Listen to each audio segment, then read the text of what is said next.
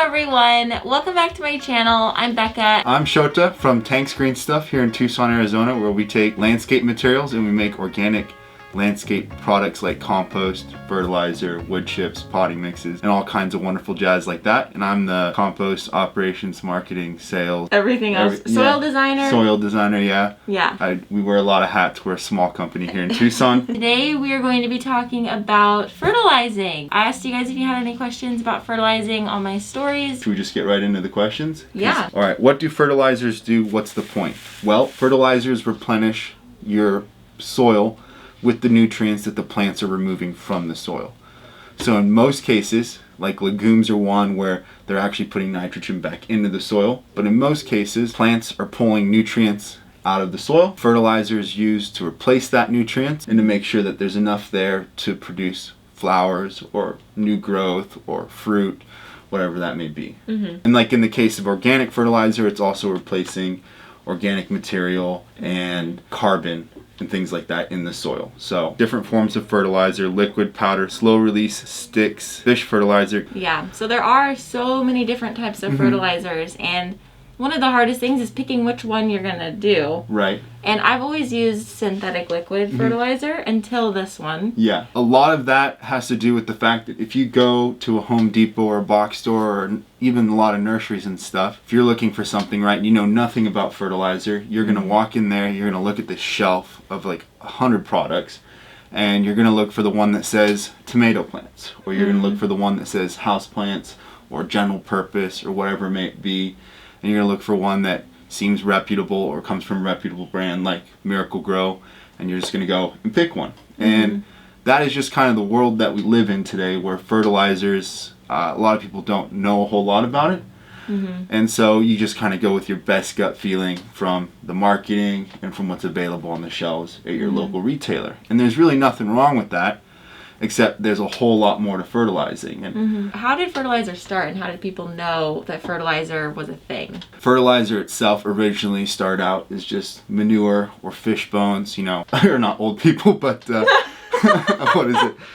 You know, Decomposing ancient things. people, yeah, you know, they saying, oh, if we put manure here, or this spot where we're all peeing, it's growing really good, or that spot where we buried those deer entrails is producing crazy berries. And that's just kind of how it progressed. Back in the actually 1800s, during the kind of the western travel of the United States, as they kind of expanded, a lot of that had to do with agriculture, where there wasn't enough animal manure to use as fertilizer to replenish the nutrients and the organic material in the soil. And so once the soil is depleted, farmers would just pick up and move, because animal manure fertilizer was very expensive and hard to come by, because feeding animals is expensive. And so that's where they started developing synthetic fertilizers, basically taking these organic elemental ingredients and synthesizing them down into a plant available and ready form that you can just put on the plants and the plants can uptake. And so we're going to look at a couple different options that we have that I acquired at the box store. The Miracle Grow all-purpose plant food comes in a nice little box like that. And then we have the other really common one is the Osmocote. This is an outdoor-indoor kind of pelletized material. And then our product here is the Supermix organic fertilizer. Hopefully there's not too much glare on that. And so these are kind of three options out of much more. The Supermix organic fertilizer, kind of like that. It's a real fine, powdery, soil-type substance. The Miracle Grow fertilizer looks like this. It's a very colored granule. And then we have the Osmocote, which I'm sure a lot of people have seen before, which is the pellets, the granular pellets. These three different kind of fertilizers work in a couple different ways. We'll start with the Osmocote. So the Osmocote is pretty popular style. It's a slow release synthetic pellet. So the fertilizer is in an oil resin pellet that is designed to break down and slowly release fertilizer into the soil. And the fertilizer inside there is a synthetic man-made product. You sprinkle on the soil surface or mix in, and over time it will slowly release fertilizer in. The Miracle Grow is a synthetic, basically a fast action fertilizer. So what you do is you take water, you take your fertilizer, you sprinkle it in there. Ooh. Like so, and then you mix it up. The difference here is this is quick release, so this will get right into the root zone right away and give your plants plant available nutrients. And so then we have the Supermix organic fertilizer, which is this one here. Is kind of like a nice fine powdery dust, and it looks and smells like a very powerful soil. Yeah. What does that smell like? Manure. Manure? Yeah, a little bit. Yeah, and that's kind of the idea. So our Supermix organic fertilizer is compost based, and we add a whole bunch of organic ingredients to that compost windrow, like bat guano, worms castings, kelp meal, soy meal, humic acid, biochar. Basically 17 very common popular organic ingredients are blended and cured into one windrow, screened and processed to make our organic Supermix. And our organic product is basically a long-term soil builder. And so the difference between a lot of organic products is that they're designed to provide upfront nutrients in a manageable quantity, and then provide ingredients to help build microbial communities in the soil, and to provide food for long-term nutrient uptake. And so this is full of non-plant available nutrients that the microbes then break down and make plant available. And so that's where this one right here is already plant available. So this basically just kind of flows down in the root system and provides the nutrients that your plants need. Yeah. Okay, so this is synthetic, organic. Organic, yeah. Okay. Which is better in your opinion? We talked about this a little bit, but yeah. So it really depends on what you want to do. There are a couple reasons why I like organics, aside from the fact that I sell organic fertilizer. First of all, we believe in building healthy soils in a sustainable way. And so building healthy soil isn't limited to just adding nutrients for your plant. It's about creating an environment in the soil where microbes like bacteria and fungal activity can flourish. Adding something like the Supermix organic fertilizer to the soil will introduce all those beneficial things and help for long-term soil health. The other part of that I really like is that it's far more sustainable. On that aspect, this one, the NPK on it, nitrogen, phosphorus, and potassium, is a 2-2-1. And so that's very low, and that's the plant available nutrients the day you put it in the soil, right? But long term, you're going to have a lot more nutrients that are going to this is going to provide. Where this Miracle Grow fertilizer, for example, is 24-8-16. So this really hits it hard and fast and gets the plants the nutrients right away. Problem with that is that it'll wash out. It's short term, and you're constantly adding this in. And this one here is slow release, and it has an NPK of 15-9-12. So the Osmocote has 15-9-12. And so it's going to provide that nutrient over a long term. They're all three pretty easy to use. And the big difference here is these are going to provide strictly, for the most part, just the NPK, your trilogy, the holy trilogy of nutrients for plants. Where an organic fertilizer is going to also contain not only the NPK, but things like biochar, as well as trace elements. So all your macronutrients, like your calcium, your sulfur, manganese, magnesium, all of those are going to be in there. And there's a thing called the law of the minimum. And so at a certain point, out of the 17 essential ingredients or nutrients that you need for plants to grow, if you don't have enough sulfur or enough calcium or enough manganese, it doesn't really matter how much NPK or the trilogy you have. You kind of need to have the whole spread, where if something is lacking, it doesn't matter how much of something else you're putting on there, it's not going to make any difference. And so that's why we like this, is because it will provide everything you need in an easy to use package. You don't have to worry about your trace minerals and your macronutrients and things like that, because it's all in there, where this isn't going to provide that for your soil. And then on the sustainability aspect, synthetic fertilizer production accounts for nearly 5% of natural gas use in the world. Wow. And on average, home gardeners use 3 times more nitrogen fertilizer than conventional agricultural users. When this stuff gets washed down into your sewer system, out of your fields, out of your garden, into your watershed, it can affect the groundwater, it can affect your rivers, your streams, it can cause algae blooms, and it's one of the biggest polluters, one of the biggest issues with agriculture and even home gardening, is that it takes an insane amount of resources to produce. And in these forms, they're readily and easily removable from the soil, so they can be leached out with very little water and very little effort. Where this, because it's long-term slow release, and the fact that it's chemically bound in the soil and needs the microbes to unbind the nutrients, makes it harder for it to wash out or leach out of the soil. Wow, I didn't know that. Yeah. I didn't know that last bit. That's crazy. Yeah, it's insane. And I mean, those numbers are, I think, almost a decade old. So chances are those numbers are a lot higher these days. Yeah, that's a great explanation of the difference between the two. And you can kind of choose what you think is best based off of that. I mean, since I started using the organic fertilizer, I mean, I feel like it's not harder. It's not, I don't know. Some people say that organic is a little bit more expensive. Yeah. But I mean, you're paying for like the assurance of knowing that you're not harming the environment by using it. Yeah, or harming the environment less. Yeah. And also using a product that is going into your food, because plants are what you feed it. So if you're feeding it this blue Gatorade-like stuff, then your tomatoes are going to end up with whatever chemicals they're using to make this blue stuff, or to make this oil resin capsule, is going to end up in your melons or in your leaves. And so for houseplants, sure, that might not be a concern, and really it's just easy to go buy and spread a little this or spray a little something, and by all means, do what you got to do what you like to do, but those are kind of the differences. So does the lower NPK mean you need to apply it more often?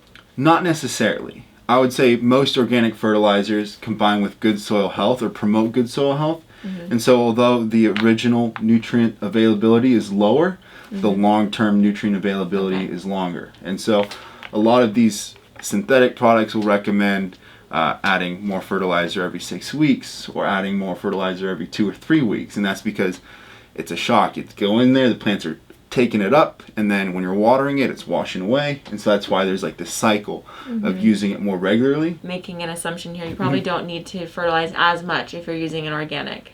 Yes. Okay. That's generally speaking, yeah. Where if someone is doing, say, cannabis, for example, or hemp, right, they will tend to fertilize 2 or 3 times, right? With an organic product, they're using a fertigation system. They're feeding on the daily. So they're pumping water and nutrients through that system on a daily basis. And that's the difference between kind of a hydroponic, which is the extreme end of a synthetic system, and which can be done organically, and then the conventional, like say in-ground or in containers. And there's a lot of crossing, especially in cannabis, where people will still fertilize with an organic material and make sure there's compost in their mix, and they'll have a nice healthy soil balance, but they will still fertilize with a solution because they're really looking for something. And in that case, they're testing their soil, they're testing their leaves, they have a lot of information and data to figure out what the plants need at a certain time to get the biggest possible yield and harvest, or CBD or THC that they're looking for. But for most home gardeners, that's not the case, and that's totally unnecessary for what people are just trying to keep their plants healthy and grow a couple tomatoes or some cucumbers.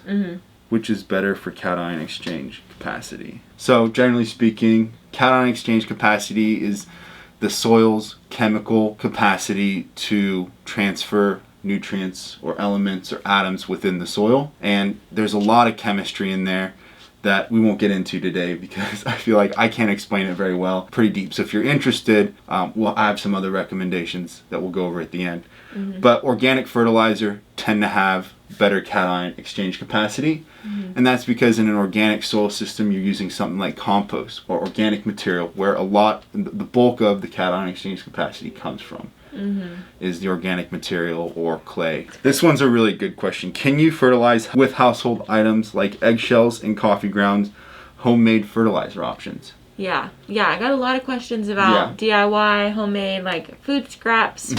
What can you do? So one of the things I recommend is doing home composting.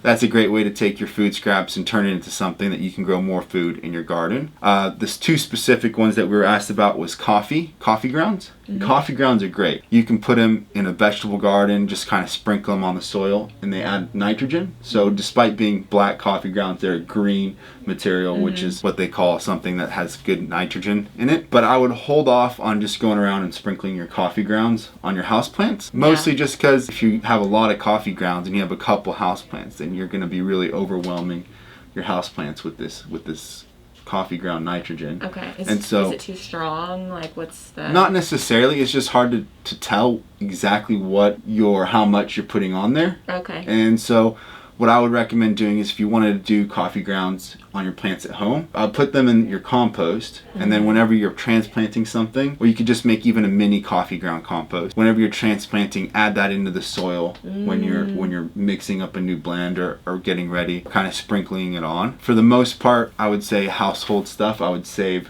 for the garden, because even in a home composting system, you're not going to get the breakdown that you would in a commercial system. Yeah. And so you might be introducing different kinds of coli or salmonella or other things, or even pests like grubs and things are really common in household composting because it doesn't get up the heat. Keeping those in the yard, using them for trees, plants, shrubs, vegetable gardens tends to be safer. Doesn't mean you can't do it. I'm just saying, be warned, things can happen. And the other one was eggshells. Eggshells are great for calcium. Yeah. And so I did a little digging into that, and there are a lot of folks that like to blend it up, create a nice fine powder, and kind of sprinkle it in the soil for calcium, or to make a solution, or just adding it to their potting mixes, or just sprinkling it in their garden. Yeah, that's actually what I do. And when I notice that a plant is calcium deficient, sometimes that shows up in like curling leaves sometimes. I guess it just depends, but that's what I've noticed with my plants. I will get some eggshells and just grind them up really small and sprinkle them on top, or mix them in if I'm repotting, and it actually does help, which is so weird. Yeah. Like, that's like such a strange thing. Right, take the eggs, put them in the plants, and... Yeah, it helps. Yeah, it really does help. That's awesome. Yeah. Why does fertilizer burn happen and how to avoid it? Basically, all fertilizer is a soluble salt. And by soluble salt, we don't mean sodium, like table salt. Soluble salts are all the elements that diluted or are soluble in water. And so when you add something that's super high in nitrogen, or like the NPK we had at like 25, 15, 10, you're adding a lot of soluble salts into the soil. And basically what that's causing is leaf burn. And so that's drawing water out of the leaves and causing stress. And so the higher the temperature, the more stressed out the plant is, the more stressed out the root system is. And then you add a whole bunch of nitrogen, it's pulling water out of the plant, and that's how you get leaf burn. Okay. And is there any way, like, once you notice that happening, like once you realize you've over fertilized, is there any way to reverse that? Yeah, you can water it out. Okay. So you can wash it out of the root system. Okay. That's the best way to do it. I feel like fertilizer burn would happen if you're not following the instructions. Yeah. Because a lot of people were asking, like, how much fertilizer do I use? Like, this, that, and the other. Like, how much, when? Like, the instructions will be on the bag or the package, whatever you're using, and you should just follow that. I mean, there should be instructions for houseplants. And I would even say for houseplants, you should make it a little bit less strong than it's suggesting. For almost any fertilizer, I always recommend generally to use a little less than they're recommending. Yeah. And then to dose it a little more often. And that's kind of seeing how your plants react. Like, especially the Supermix, which is really low, 2-2-1. Yeah. There's almost no concern for burning. In the 4 years that we've been selling it, I've never got a phone call saying, hey, the Supermix killed my plants. Yeah. And that's because there's not enough there to shock the root system or the plants. And the other big thing to keep in mind is to don't fertilize when the plants are in a stressed state. And so that can have an effect where if you're fertilizing with a heavy nitrogen fertilizer in the middle of summer, plants are already stressed out, they're already hurting for water, and adding that can just kind of kill them. That could be the last straw that breaks the camel's back. Okay. So the next question, signs of nutrient deficiency. Yeah, so I guess that's like when to know to fertilize. So when to know to fertilize, generally follow a schedule. Depending on the type of plant, there is usually a recommended fertilizing schedule. So like I was saying, for adeniums, usually it's in the spring after the last frost, and then a couple months before you put the plant indoors to kind of hibernate. And that's probably all cactus and succulents as well. Yeah. And for houseplants, if you are considering how often you should fertilize them, it really depends on how fast they're growing, is what I've seen. So typically with a synthetic fertilizer, I was fertilizing every 2 weeks, which was almost every time I watered, because some of them I didn't water like that often. If a plant isn't growing very fast, or it's not like a high producer, I hear Summer Right Now talk about this a lot. Like, if it's not a fast grower typically, it probably doesn't need that much fertilizer. But if it is a houseplant that has like more growth, like, I mean, I would call Monstera deliciosa a fast growing plant, just for an example. And like, what's a slow growing plant? ZZs are usually pretty slow growing, so like ZZ wouldn't need as much, and a Monstera would probably need more frequent fertilizing.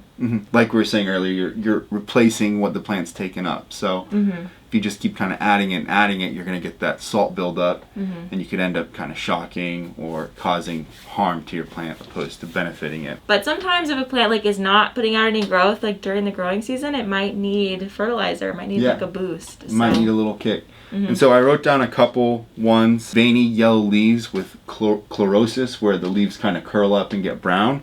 You're probably looking at a potassium deficiency. Veiny yellow leaves. Yeah. So you can see so between the veins it kind of yellows, and towards the tip you get a leaf curl and it browns up. Okay.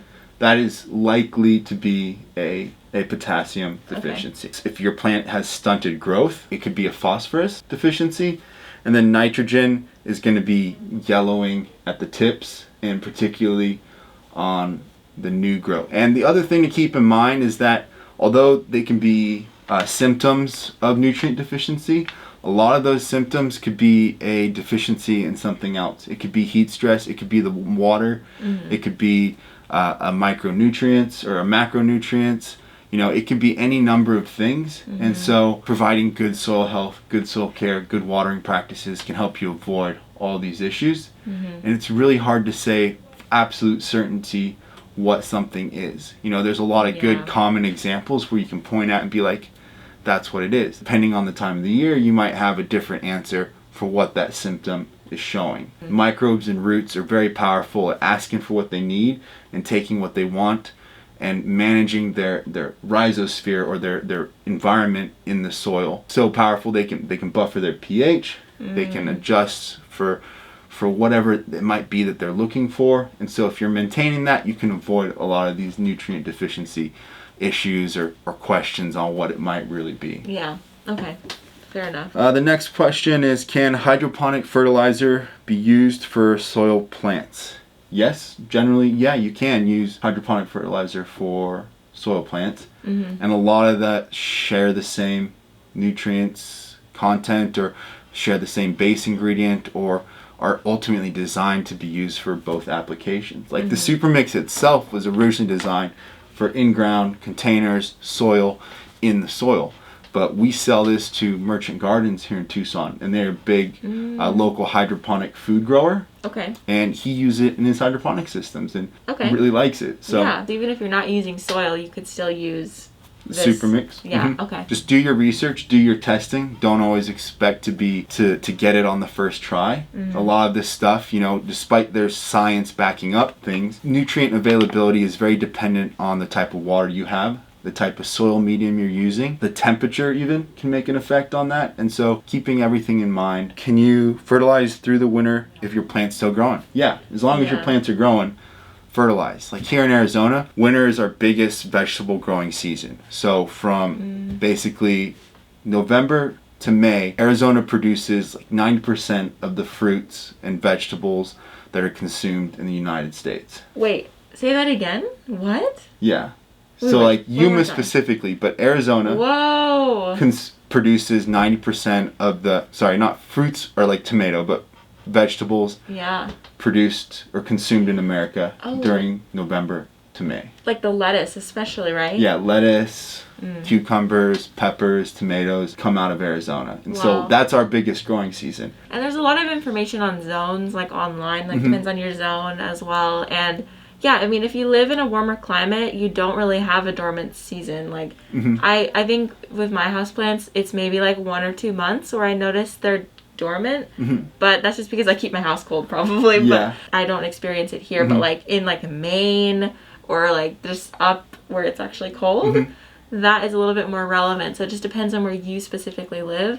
And I always tell people to find someone who lives in their area to get advice from. So whether that's like a trusted person at your nursery or a YouTuber or Instagrammer or your grandma, like whatever, whoever it is. But like talk to someone in your area to get advice on that kind of stuff, because I live in Arizona. Well, I'm about to live in Missouri. So like that's totally different. Yeah, it's going to change. You're going to have to find some people to ask questions to. Yeah, and like I'm not going to be able to come to you, unfortunately, on my snow gardening. So. Yeah, that's going to be a big change. Yeah, it is. 6A I heard is like a really great zone. Yeah. That's where I'm moving, 6A. Wow, to a wonderful zone. You'll actually be able to plant stuff in the summer. Like that's the funny thing about here. Yeah. Is outdoor gardening, like vegetables, things like that. Summer is our winter where nothing grows, and especially this year without the monsoons and the high heat, getting all kinds of phone calls of people trying to grow in the summer, and it's just not working out for a lot of folks. Yeah. It is what it is. It's still like triple digits here for anyone out there. It's over 100 degrees today, and it's September. End of September. Yeah. Wait, right? Yeah, end of September. Yeah, we only have a week left. Yeah. So, vegan options for fertilizers. All synthetic fertilizers, for the most part, are vegan. If you don't want to go synthetic, but want to stay vegan, there are a lot of great organic ingredients out there. What I would check out is Down to Earth. Down to Earth sells a whole spread of organic soil products. So things like cottonseed meal, alfalfa meal, soy meal, a lot of crop. They take the leftovers, the seed casings, things like that, and they create a meal or a powder with it, and it's a really good fertilizer. And a lot of them are organic, and for the most part they're really vegan. So I would check those out if you're looking for vegan options. Yeah. Okay. So you guys don't have a vegan. Wait, you were telling me that there was a We do sell vegan compost. So we make a compost without any dairy manure in it. Okay. Yeah, I think like the animal elements is like the manure, so like cow manure or like chicken manure. Or back guano. What is that? I keep hearing this. Back guano is a fancy word for manure. Okay. Specifically from bat, and so. Oh, bat guano. Yeah. Oh, I thought you were saying. Well, I just heard like the words together, and I was like. Guano. Like, just like a Spanish word, like. Yeah. I don't know. And guano is a word they use a lot for like flying animals, so they'll be like seagull guano. But bat guano is the most popular and common. Of those, like Ace Ventura was where I learned that word. Oh my gosh. Well, where do they find that? Like, how do they source bat guano? There are a bunch of big caves, and they go in there and harvest them. That's such an interesting thing. Okay. Yeah.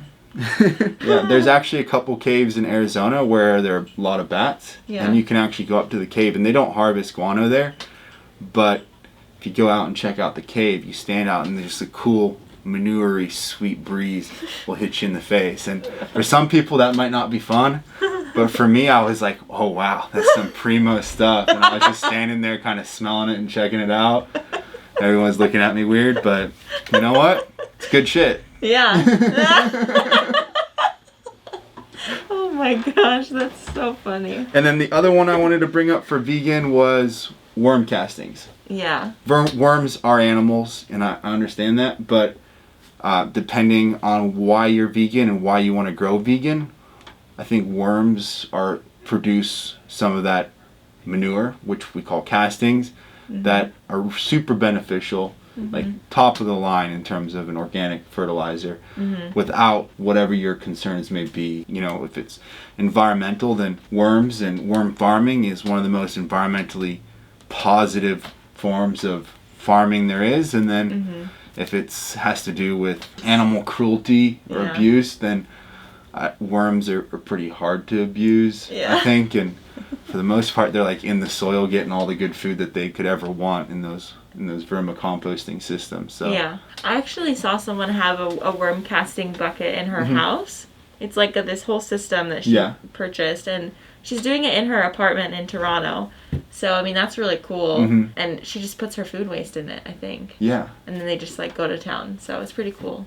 Yeah, that's a really cool way to do some home composting and get some really, really good vermicompost out of that. At what pH do macro and micronutrients absorb respectively, and how soil binds and releases nutrients?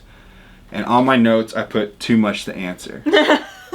Because that's a very loaded question. Yeah. Generally speaking, macro and micronutrients are best absorbed between a pH of like 6.5 and 7 or 7.5.